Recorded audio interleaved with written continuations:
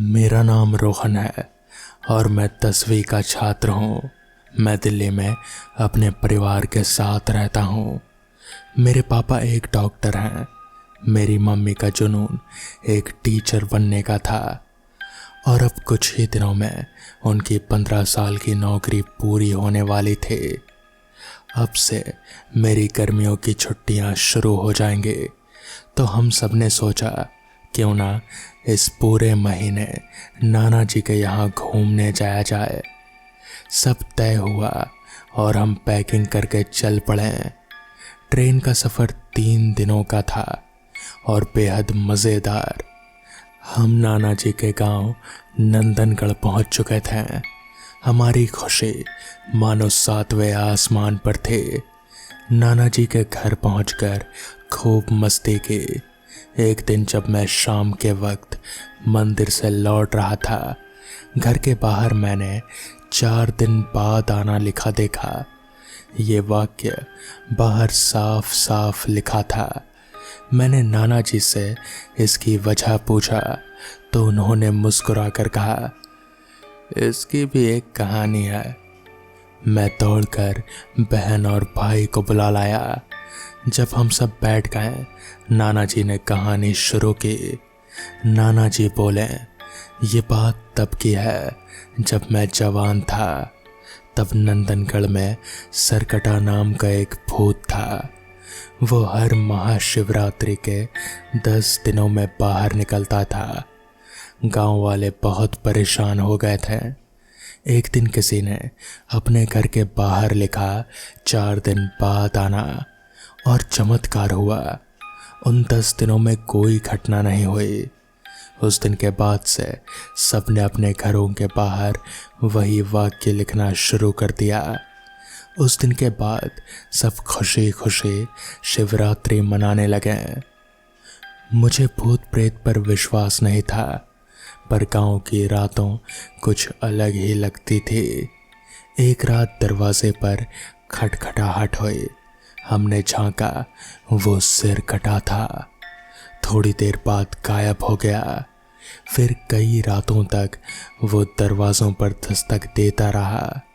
एक दिन सुबह गांव वालों ने देखा, दीवार पर खून से लिखा था, कब तक बचोगे। महाशिवरात्रि के आखिरी दिन मैं पहले से ज़्यादा ताकतवर हो जाऊंगा। पूरा गांव दहशत में था। नाना जी ने एक तांत्रिक को बुलाया, पर वो सरकटा का कुछ बिगाड़ ना सका। फिर नाना जी बोले, एक उपाय है।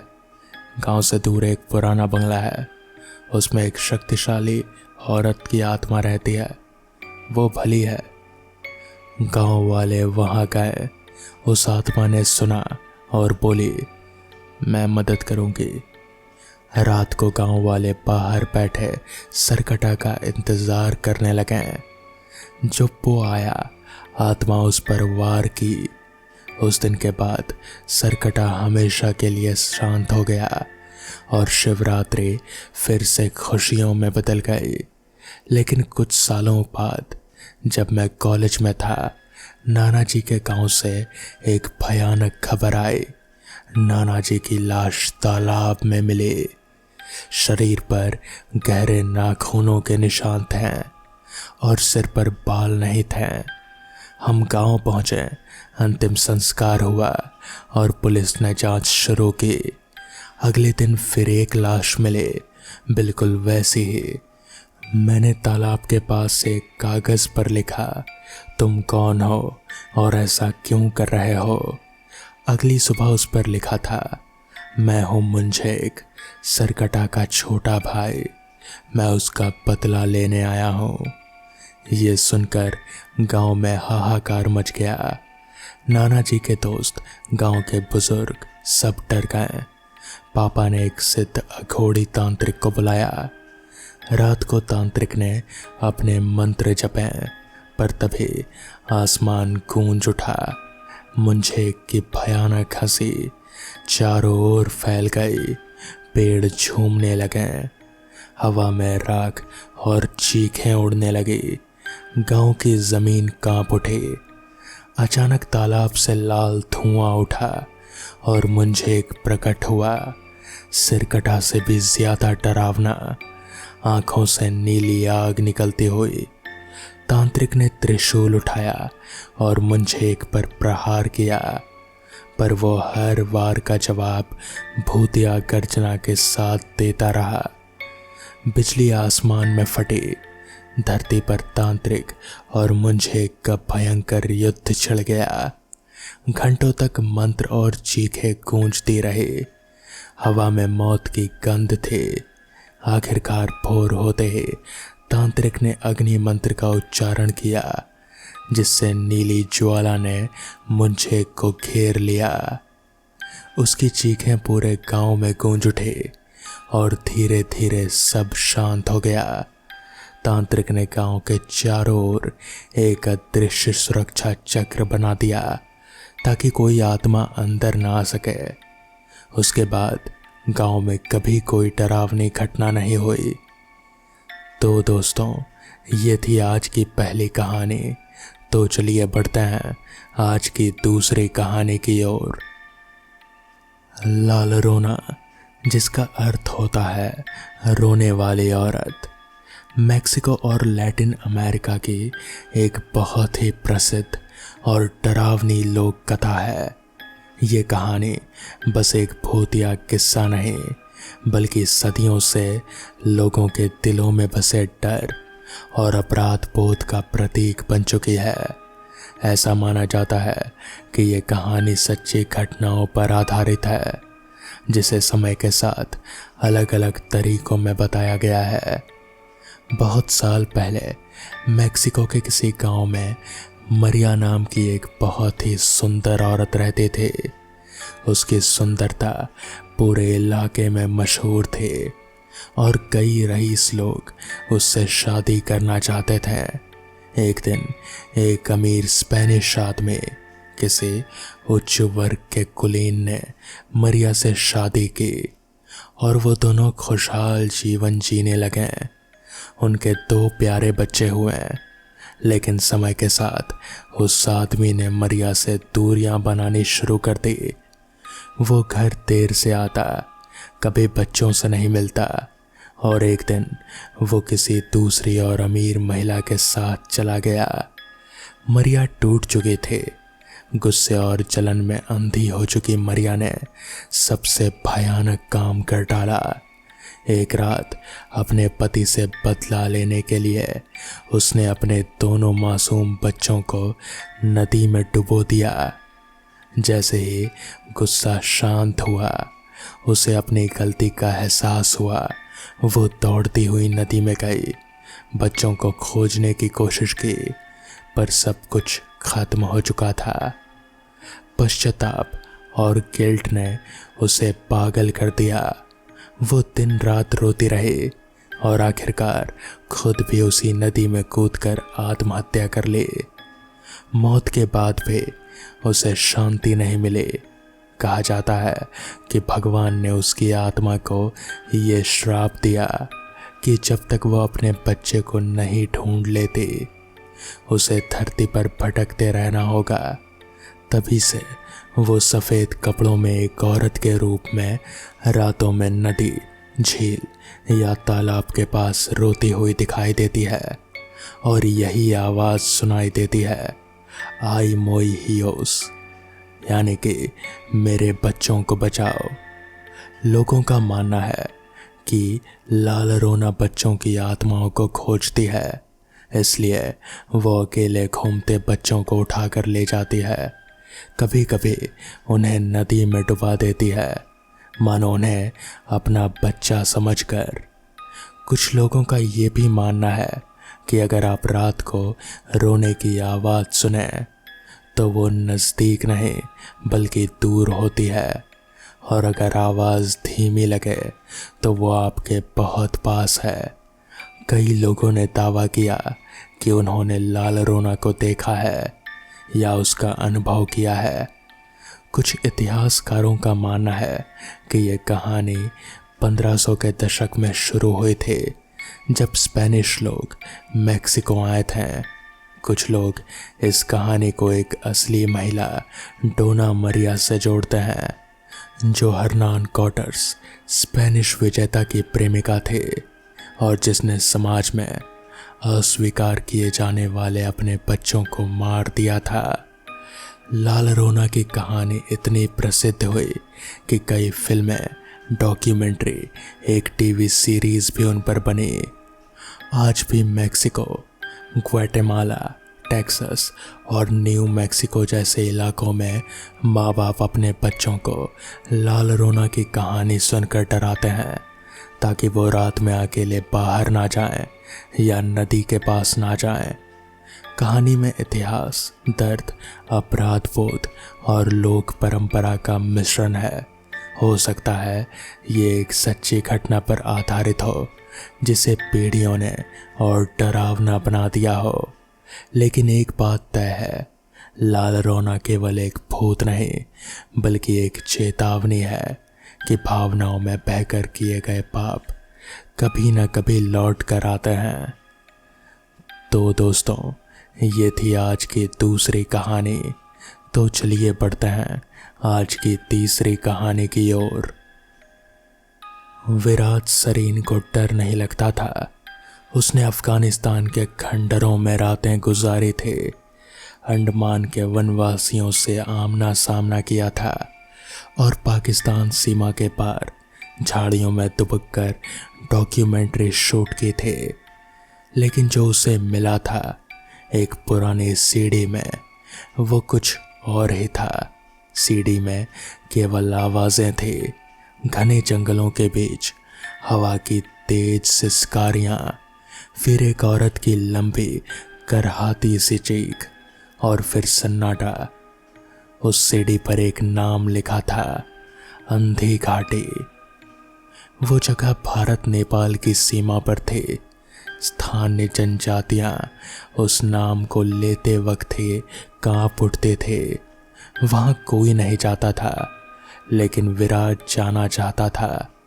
17 मई की सुबह विराज, रवि, कैमरामैन आचार्य उग्रसेन और भीम थापा लोकल गाइड उन लोगों को लेकर जंगल में घुसे। भीम ने आखिरी चेतावनी दी, अगर आप सूरज डूबने के बाद वहां रहें तो देवी खुद आपके भीतर उतर जाएगी, फिर ना आप होंगे ना आपका शरीर। विराज मुस्कुराया, इसलिए तो आए हैं। घाटी में घुसते ही मोबाइल सिग्नल बंद हो गया। कैमरे की बैटरी अचानक गिरने लगी। हर दिशा में सन्नाटा, लेकिन लगता था जैसे पेड़ों के पीछे कोई छिपा हो। रात को उन्होंने एक प्राचीन गुफा खोज निकाली। भीम ने कहा कि ये वही जगह है जहां सांवली देवी को जिंदा जलाया गया था। गुफा की दीवारों पर खून जैसे किसी लाल पदार्थ से कुछ लिखा था। आचार्य उग्रसेन ने पढ़ा, जो बोलेगा उसका गला सूख जाएगा, जो देखेगा उसकी आंखें फूट जाएगी और जो सुनेगा वो उसके जैसा बन जाएगा। रवि ने मजाक में कहा, किसके जैसा? लेकिन तभी कैमरा ऑन हो गया। अपने आप स्क्रीन पर एक चेहरा दिखा, आधा जला हुआ और आधा मुस्कुराता हुआ। आधी रात को पंडित उग्रसेन गुफा के बाहर निकले। उनके मुंह से अजीब आवाजें निकल रहे थे। भीम ने कहा, वो जाग गई है। तभी जमीन हिलने लगी। चारों ओर से स्याह धुंध घेर आई। गाइड भीम जोर से चीखा, अब तुम सब उसी के हो। अचानक भीम ने रवि को गले से पकड़ लिया और जमीन पर गिरा दिया। रवि तड़पने लगा और फिर एक झटका, उसकी आंखें बाहर निकल आई। उग्रसेन अब जमीन पर बैठ मंत्र बुदबुदा रहे थे, पर वो मंत्र नहीं लग रहे थे। वो कुछ बहुत ही पुरानी भाषा थी, शायद मानव सभ्यता से भी पहले की। विराज अब अकेला था। कैमरा चालू था और उसमें एक ही शब्द बार बार गूंज रहा था, वो तुम्हें देख रही है। गुफा की दीवारें खून से लथपथ हो चुके थे। वो भागा चीखता हुआ, मगर बाहर आने पर कुछ अजीब था। घाटी से बाहर वो अपनी टीम की तलाश में इधर उधर भागा, पर किसी का कोई नामो निशान नहीं था। 3 दिन बाद उसे एक स्थानीय पुलिस चौकी के पास बेहोश पाया गया। अब 6 महीने हो गए हैं। विराज का शरीर जिंदा है, पर डॉक्टर कहते हैं उसकी पुतलियां बिल्कुल गायब है। वो देख नहीं सकता, लेकिन कभी कभी लगता है कि वो उन्हें देख रहा है। वो कभी कभी बुदबुदाता है, मैं अकेला नहीं आया, वो अब तुम्हारे भीतर है, तुम्हारी आंखों के पीछे। कुछ घाटियां इसलिए अंधी नहीं होती कि वहां रोशनी नहीं, बल्कि इसलिए कि वहां सच को देखना मना है। तो दोस्तों, ये थी आज की तीसरी कहानी। तो चलिए बढ़ते हैं आज की आखिरी कहानी की ओर। गांव के किनारे खड़ी पुरानी हवेली को लोग खामोश हवेली कहते थे। दशकों से वहां कोई नहीं रहता था। दीवारों पर उगी काई, टूटी खिड़कियां और जंग लगे गेट देख कर लगता था मानो हवेली सांस ले रही हो। गांव के बच्चे भी वहां पास जाने से डरते थे। बुजुर्ग कहते थे वहां रात को कोई औरत रोती है, कभी चीखती है, कभी गुनगुनाती है। अर्जुन, शहर का एक युवा पत्रकार, अपने अखबार के लिए भूतहा जगहों का सच नाम के एक विशेष रिपोर्ट बना रहा था। जब उसने खामोश हवेली के बारे में सुना तो उसकी जिज्ञासा बढ़ गई। गांव वालों ने उसे समझाया, मत जा बेटा, जिसने भी वहां कदम रखा या तो पागल होकर लौटा या फिर वो कभी वापस ही नहीं आया। लेकिन अर्जुन ने ठान लिया कि वो सच सबके सामने लाएगा। एक धुंधली शाम को वो टॉर्च और कैमरा लेकर हवेली पहुंचा। गेट पर जंग लगा ताला टूटा पड़ा था, जैसे किसी ने जल्दबाजी में तोड़ा हो। गेट खोलते ही सीलन की बदबू और ठंडी हवा ने उसका स्वागत किया। हवेली के अंदर अंधेरा था। सिर्फ टूटी छत से आती चांदनी फर्श पर लकीरों की तरह बिखर रहे थे। अर्जुन ने पहला कमरा खोला तो धूल भरे फर्नीचर और टूटे झूमर मिले। दीवार पर एक महिला की पेंटिंग टंगी थी। उसकी आंखें इतनी गहरी थी कि जैसे अर्जुन को ही घूर रही हों। अचानक उसे लकड़ी की सीढ़ियों से आवाज आई। दिल की धड़कन तेज हुई, लेकिन उसने हिम्मत नहीं हारी और ऊपर चला गया। ऊपर के कमरे में उसे कुछ पुरानी अलमारी मिली। बहुत कोशिश करने पर वो खुली। उसमें एक लाल मखमली डायरी गिरी। डायरी पर सोने जैसे अक्षरों में लिखा था, कुसुम की आखिरी बातें। अर्जुन ने कांपते हाथों से डायरी खोली। उसमें लिखा था, इस हवेली में मेरा विवाह हुआ था, लेकिन मेरे पति ने मुझे धोखा दिया। मुझे कैद कर लिया गया और एक रात मेरी आत्मा ने इस हवेली को छोड़ दिया। अब ये घर मेरी चुप्पी और मेरी पीड़ा से भरा है। जो भी मेरे दर्द को जान लेगा उसे अपनी सबसे प्यारी चीज खोनी पड़ेगी। इतना पढ़ते ही हवेली का माहौल बदल गया। दरवाजे खुद ब खुद बंद हो गए। खिड़कियों से ठंडी हवा चलने लगी और कमरे में अजीब सी सरसराहट गूंज उठी। अर्जुन की टॉर्च बंद हो गई। अंधेरे में उसने महसूस किया कि कोई उसके ठीक पीछे खड़ा है। वो पलटा तो उसे वही महिला दिखी जो पेंटिंग में थी। उसकी आंखें लाल चमक रहे थे और होठों पर एक भयानक मुस्कान थे। उसने धीमे स्वर में कहा, तुमने मेरा राज जान लिया। अब बताओ अर्जुन, तुम्हारे लिए सबसे प्यारी चीज क्या है?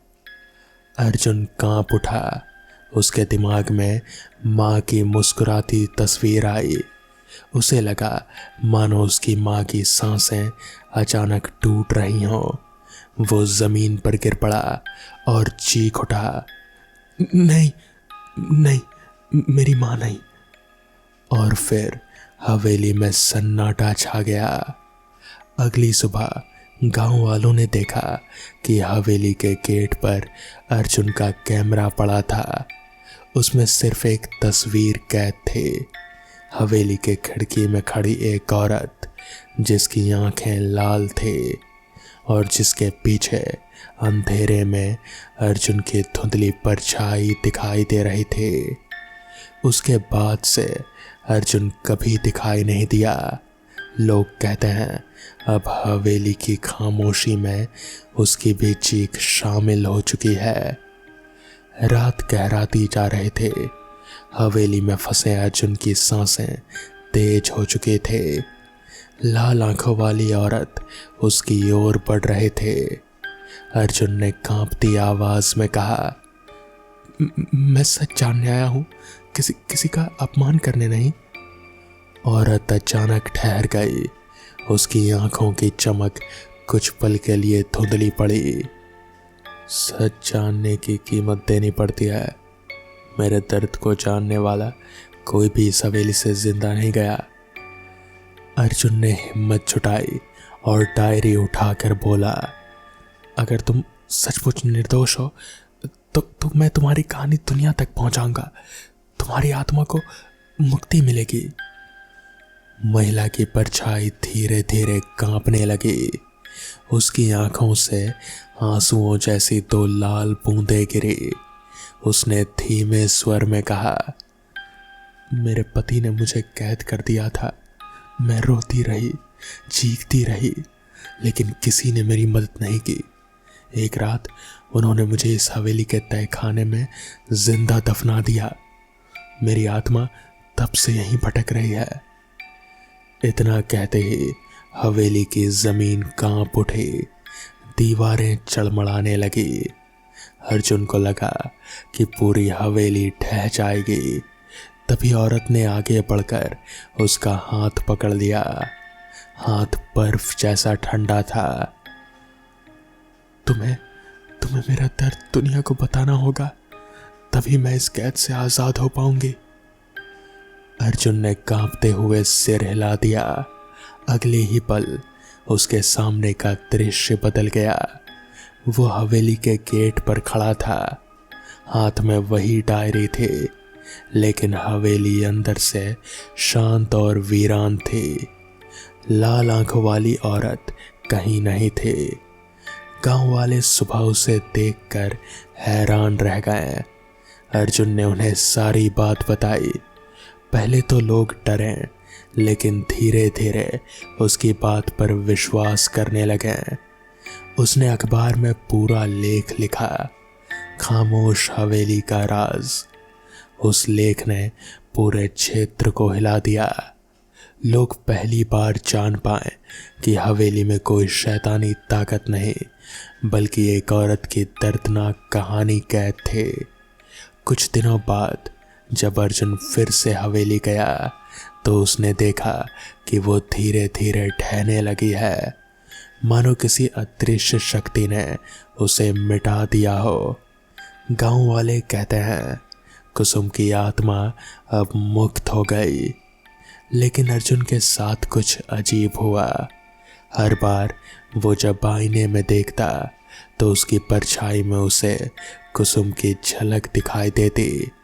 कभी उसकी आंखें, कभी उसका चेहरा, मानो उसका एक हिस्सा अब अर्जुन के भीतर बस गया हो। आखिरी बार जब अर्जुन ने डायरी खोली तो उसमें एक नई लाइन लिखे थे, धन्यवाद अर्जुन, अब मेरी आत्मा आज़ाद है। लेकिन याद रखना, हवेली की खामोशी में तुम्हारा भी नाम जुड़ चुका है। अब ये कहानी सिर्फ मेरी नहीं बल्कि हमारी है। अर्जुन के हाथ कांप गए। उसने डायरी बंद कर दी। दूर से हवेली की टूटी खिड़कियों में हल्की पीली रोशनी झिलमिला रहे थे। गांव वाले मानते हैं कि हवेली अब वीरान है, लेकिन अर्जुन जानता था खामोश हवेली अभी भी जिंदा है और उसका राज कभी पूरी तरह खत्म नहीं होगा। हर रहस्य, हर खामोशी अपने भीतर एक कहानी छुपाए रखती है। चाहे कितनी भी कोशिश करें, सच्चाई को हमेशा के लिए दबाया नहीं जा सकता। इंसान का लालच और क्रूरता भले ही किसी मासूम की जिंदगी छीन ले, लेकिन न्याय देर सवेर जरूर सामने आता है। इसलिए जीवन में सच्चाई और इंसानियत का साथ कभी नहीं छोड़ना चाहिए, क्योंकि झूठ और अन्याय की हवेली एक दिन ढह ही जाती है। तो दोस्तों, ये थी आज की कहानियाँ। अगर आपको ये कहानियाँ पसंद आई हों तो वीडियो को लाइक और चैनल को सब्सक्राइब करना ना भूलें। तो मैं आपका दोस्त आर्यन जल्द ही मिलूँगा आपसे ऐसी ही किसी नई कहानी के साथ। तब तक के लिए अपना ख्याल रखें।